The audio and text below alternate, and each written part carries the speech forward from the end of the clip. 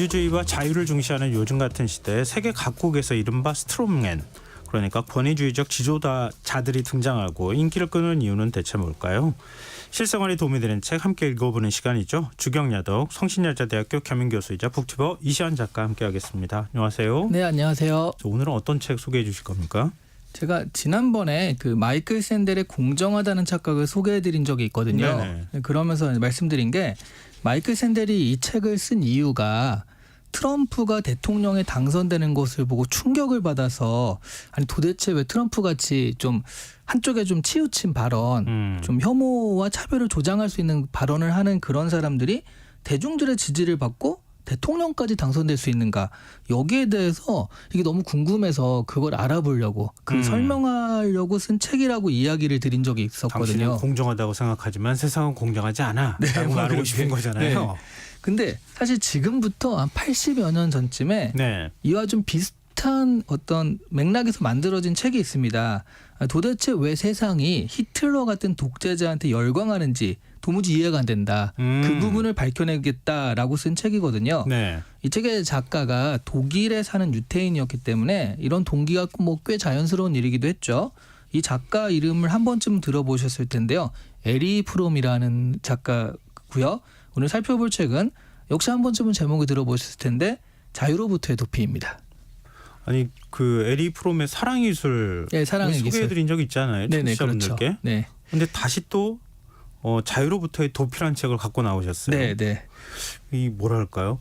그때 사랑의 기술 얘기할 때도 그랬지만 네. 이게 사랑의 기술이니까 말랑말랑해가지고 되게 읽기 편할 거라고 생각하지만 네. 절대 그런 책은 아니다. 그렇죠. 이렇게 얘기해 주셨던 네. 게 생각이 나는데 역시 마찬가지일 것 같은데요. 맞습니다.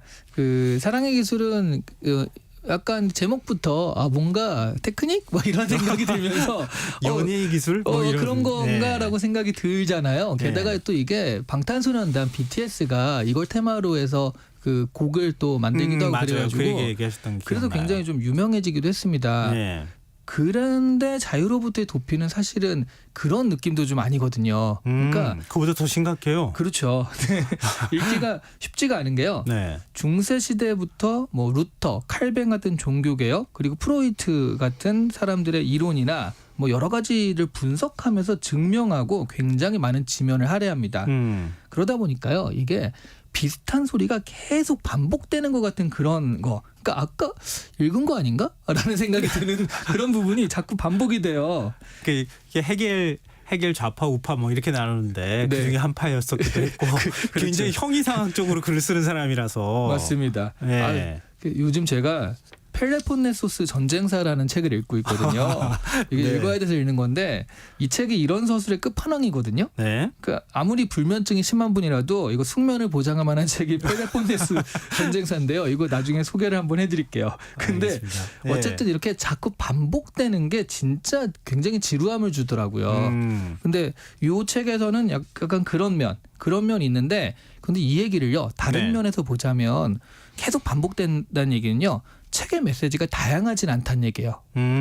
네, 반복해서 강조하는 게 정해져 있다는 거거든요. 네. 그래서 어떻게 보면 메시지 자체는 굉장히 단순하다 이렇게 생각할 수가 있고요. 오늘 방송만 들으셔도요, 네. 확실하게 자유로부터의 도피가 무슨 내용인지 아실 수 있을 정도입니다. 그러면은 도대체 자유는 뭐고 도피는 또 뭔가 네. 궁금한데요. 네. 책 내용도 소개해 주세요. 네, 일단 아주 간단하게 정리를 하면요, 중세 시대에서 신의 질서가 주었던 안정감이 있거든요. 네. 근데 중세가 지나면서 그걸 상실하게 되죠. 근대로 오면서 그 안정감을 그래서 독재나 규율, 집단에서 찾게 된다는 겁니다.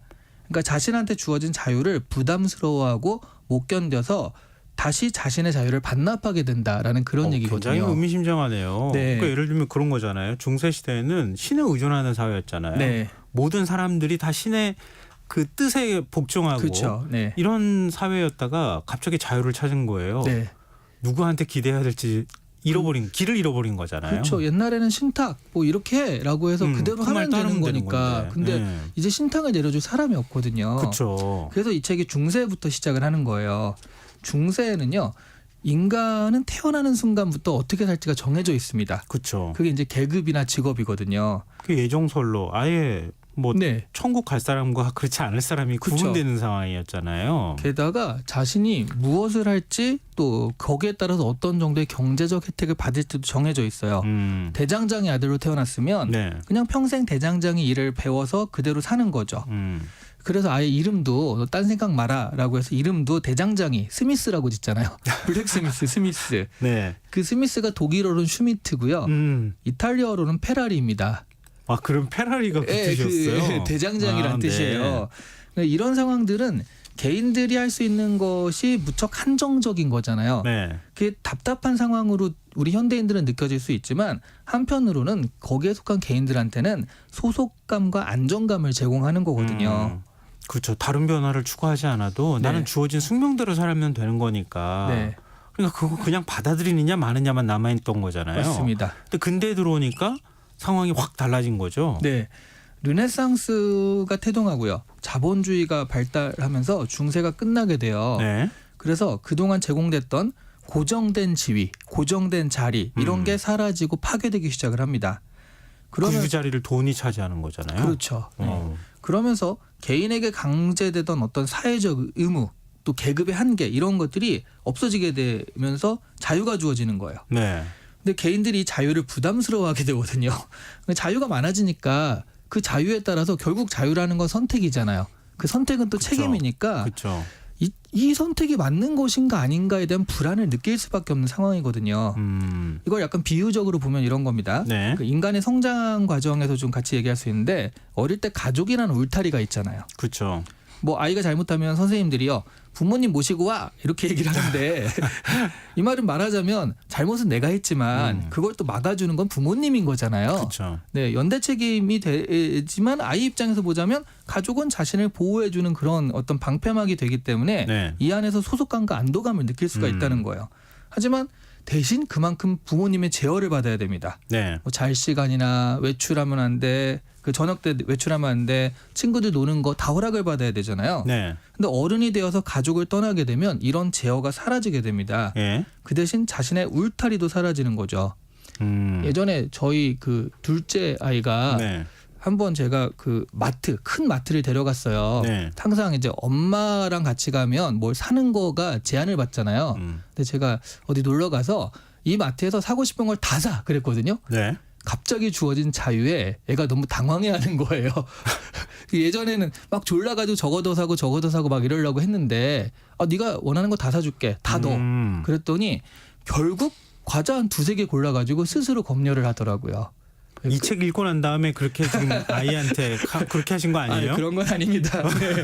그래서 그 선택에 있어서 스스로 그 불안해하고 이게 맞는 건가? 자기도 굉장히 좀 힘들어하는 그런 느낌을 저도 깜짝 놀랐어요. 그거밖에 안 고를 줄은. 아니 직장 생활할 때도 마찬가지잖아요. 직장 네. 상사가 하고 싶은 거 다 해. 할 수 있어요? 못 그쵸, 하잖아요. 맞아요. 굉장히 불안해가지고 네. 하고 싶은 걸 못 하고 가가지고 오히려 물어보잖아요. 네, 네. 어디까지 뭘 하면 좋을까요? 이렇게.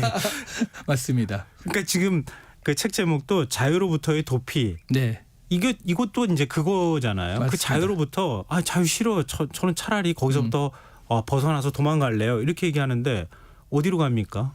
자유는 있는데. 그렇죠. 그래서 자유로부터의 도피, 정확히 말하면 자유가 주는 그 책임의 무게로부터의 도피라고 할 수도 있는 거거든요. 네네. 이 자유의 무게를 견디지 못하니까 당연히 도피하고자 하는 욕망이 생기고요. 근데 자유로부터 도피하고자 할 때 인간은 2가지 중 하나의 선택을 한다고 해요. 네. 그 첫 번째 선택이 뭐냐면 또 다른 소속을 만드는 거예요. 그 단체에 속하는 거죠. 네. 뭐 회사나 군대 같은 또 다른 소속에 속함으로써 새로운 울타리를 치는 겁니다. 네. 사람에게는 원래 가학적, 피학적 성향이 존재하는데 이 두 성향이 좀 다른 것 같아 보이지만 타인에게 의존한다는 면에서는 일맥상통하는 면이 있다라는 거죠. 말하자면 누군가를 때리는 사람은 맞는 사람이 없으면 존재하지 않는 거니까 이 가학적 성향이 강한 사람은 이렇게 강압적이고 사람을 지배하는 집단을 만들고요. 네. 피학적인 성향이 강한 사람은 그 집단에 속해서 복종하게 됩니다. 이게 바로 히틀러가요. 독일 중산층을 전체주의의 광기 안으로 끌어들일 수 있었던 이유라는 거죠. 1차 세계대전 때문에 피폐해지고 불안감이 가중되었던 독일 중산층들이 네. 히틀러가 만든 나치라는 집단에 소속되고 복종함으로써 자신이 가진 이 불안감을 해소하게 됐다. 이렇게 이제 파악을 하고 있는 거예요. 아, 근데 그쪽으로 또 이렇게 연결이 되는군요. 네. 그럼 두 번째 선택은 어떤 겁니까? 네, 또 하나의 선택은 자동 인형적 수능입니다. 그러니까 개인이 자기 자신의 길을 그만두고요. 네. 그 사회의 가장 일반적인 문화적 유형이 제시한 유형을 그대로 수용하는 거예요. 이렇게 얘기하면 좀 어렵죠. 네. 쉽게 말하면 우리가 명절에 그 친척집이랑 이렇게 집에 가면 잔소리를 듣는 그 세트가 있잖아요. 네.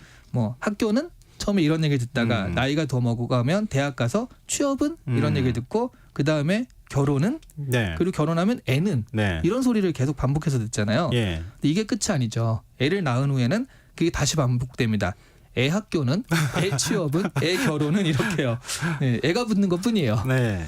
이게 이제 사회적 문화적 압력이라고 할 수 있는 거예요. 그러니까 이대로 그러니까 사회적 문화적으로 이대로 가야 돼, 저대로 가야 돼 이런 걸 그대로 따라가면 다른 사람들과 똑같아지는 거거든요. 그러니까 나와 외부 세계 사이가 차이가 사라지고요. 그와 더불어서 그러니까 외로움과 무력함을 두려워하는 그런 의식도 사라지게 돼요. 주위에 있는 다른 사람들이 다 똑같기 때문에 고독과 불안을 그나마 덜 느끼게 된다라는 거거든요. 네. 대신 자아의 상실이란 대가를 치르게 됩니다. 이 알베르 까뮈가 이런 선택을요. 시지프의 신화에서는 철학적 자살이라고 표현하기도 했어요. 이게 생각해서 사는 것이 아니라 그냥 남들 하는 대로 생각하지 않고 똑같이 사는 것이다. 이렇게 이해하시면 될 것 같아요. 그러니까 그 말씀 들어보니까 에리 프롬 건너서 니체 건너서 까미 건너서 이렇게 가지고 뭐 프로이트까지 이렇게 쭉 이렇게 연결이 되는 것 같은 느낌이 들어요. 비슷합니다. 네.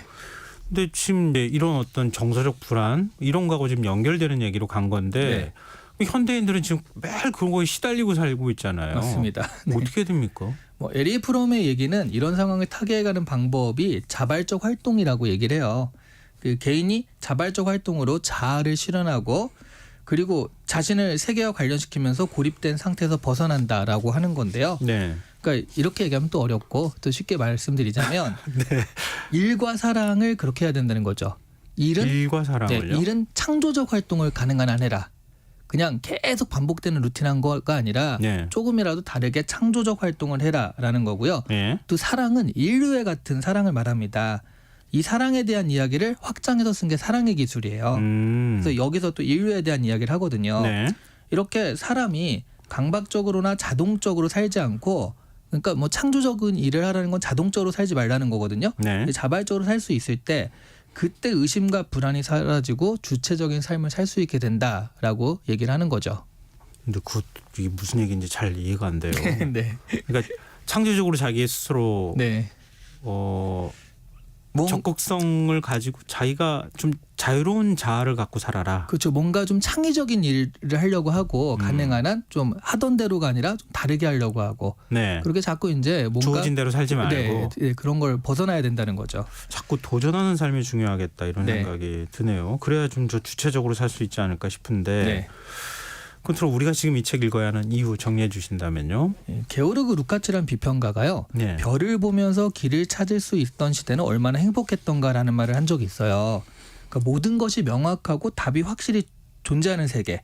뭐 그런 시대에는 인간이 그냥 그대로 따르면 되니까 그 불안하지 않았다는 거죠. 네. 근데 그게 중세였는데 결국 인간은 그 중세가 지나가고 근대를 맞이했잖아요. 예. 근대는 자유와 함께 불안과 고독이라는 패키지를 같이 선사했습니다. 그러니까 근대인, 현대인이라면 불안은 굉장히 당연한 거예요.